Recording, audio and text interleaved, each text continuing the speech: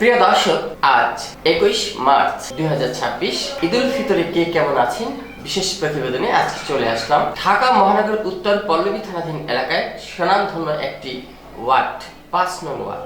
5 নং ওয়ার্ডের পলাশনগরের এক বিশিষ্ট সমাজসেবক এবং মানবিক বা মানবতার সেবায় যাকে দেখা যায় সবসময়, সেই বিশিষ্ট ব্যবসায়ী ও সমাজসেবক গোলাম কিবরিয়া স্বাধীন আছেন আজকে আমার সাথে।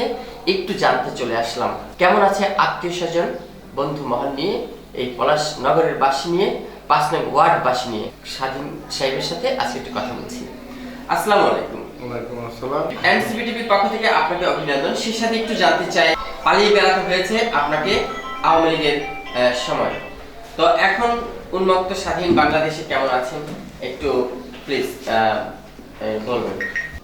আগামী সিটি কর্পোরেশন নির্বাচন হলে আমি প্রার্থী হওয়ার জন্য আশা ব্যক্ত করছি। আমি যদি কমিশনার নির্বাচন হই বা কাউন্সিলর নির্বাচন হই, তাহলে আমি প্রথমে আমাদের পলাশনগর এবং পাউনিয়া বা জলাবদ্ধতাকে নিরসন করব এবং মশার যে উপদ্রব হয়েছে সেটিকে নিবারণ করার জন্য ঢাকা উত্তর সিটি কর্পোরেশনের প্রশাসক মাধ্যমে যাতে এটা নিবারণ করা যায় সে ব্যবস্থা করব।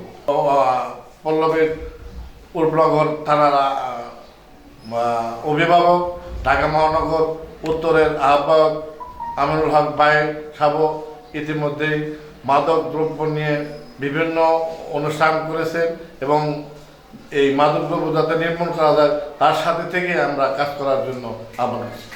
যদি আপনি কাউন্সিলর হয়ে আসতে পারেন, বিজয়ী হয়ে আসতে পারেন, কি ধরনের উন্নয়ন আপনার মাথাতে আছে? 5 নম্বর ওয়ার্ডের প্রথম সমস্যা হলো জলাবদ্ধতাটা, যেটা হলো অল্প বৃষ্টিতেই আমাদের এলাকাটা প্লাবিত হয়ে যায়।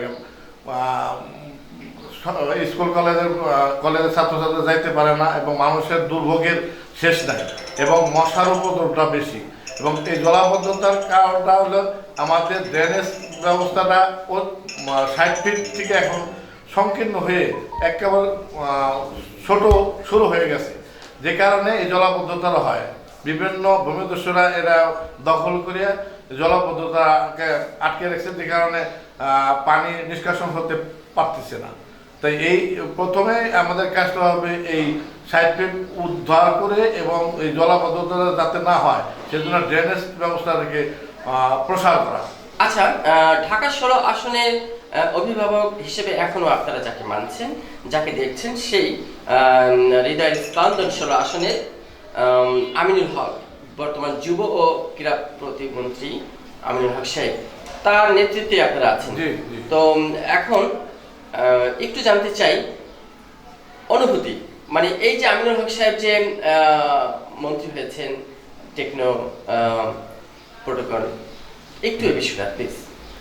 না, তার সে মন্ত্রী হয়েছে, এমপি হতে পারে, মন্ত্রী, কিন্তু আমাদের সাথে সবসময় তার যোগাযোগ আছে এবং সে এখনো পল্লবী এবং রূপনগর নিয়ে বিভিন্ন জায়গায় উন্নয়নের জন্য সে চষে বেড়াতেছে এবং উন্নয়ন করার জন্য সে আশা ব্যক্ত করেছে এবং উন্নয়ন করতেছে।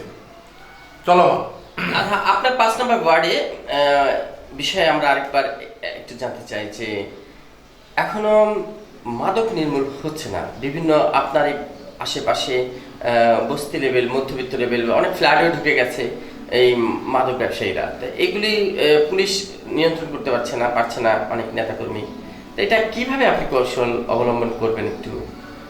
এটা আমরা যুব সমাজকে নিয়ে একটা নতুনত্ব কৌশল অবলম্বন করে আমরা এটাকে নিবারণ করব বলে আশা করছি। আচ্ছা, তো আপনার এই 5 নম্বর ওয়ার্ডে অনেক ভালো স্কুল বা অনেক ভালো কিছু, যেমন স্বাস্থ্য সেবায় নিয়োজিত ক্লিনিক টাইপ, এগুলো বিষয়ে একটু জানতে চাই, কি করবেন?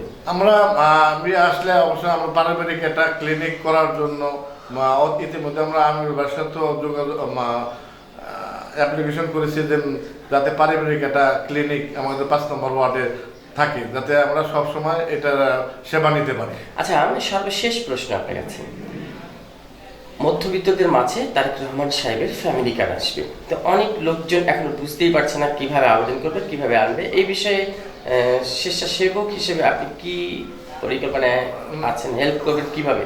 না, ইতিমধ্যে আমরা লোকজনকে নিয়ে যারা ভোটার বা এলাকার যারা ভোটার আছে তাদেরকে নিয়ে বসেই আমরা এই জিনিসটাকে পরিষ্কার করে দিচ্ছি যে আসলে ফ্যামিলি কার্ডটা কি। এই জন্য ইতিমধ্যে আমরা আইডি কার্ড নিয়ে তাদের সাথে একটা মত বিনিময় করে এটা সুরাহ করবো বলে। ধন্যবাদ আপনাকে। আজকে এই পর্যন্তই, দেখা হবে অন্যদিন অন্য বিষয়ে। প্রিয় দর্শক, দেখলেন গোলাম কিবরিয়া স্বাধীন তার কিছু কৌশল অবলম্বন নিয়ে যুব জাগরণ সৃষ্টিতে, মাদক ও সন্ত্রাস মুক্ত করতে কিছু প্ল্যানিং আছে তার হাতে। চলমান উন্নয়ন নিয়ে এই বিশেষ প্রতিবেদনে আপনারাও ছিলেন আমার সাথে। ঈদুল ফিতর উপলক্ষে আমিও শুভেচ্ছা জানাচ্ছি। শাহ আলম সম্রাট, MCB TV বিদায় নিচ্ছি। প্রিয় দর্শক, ভালো থাকবেন।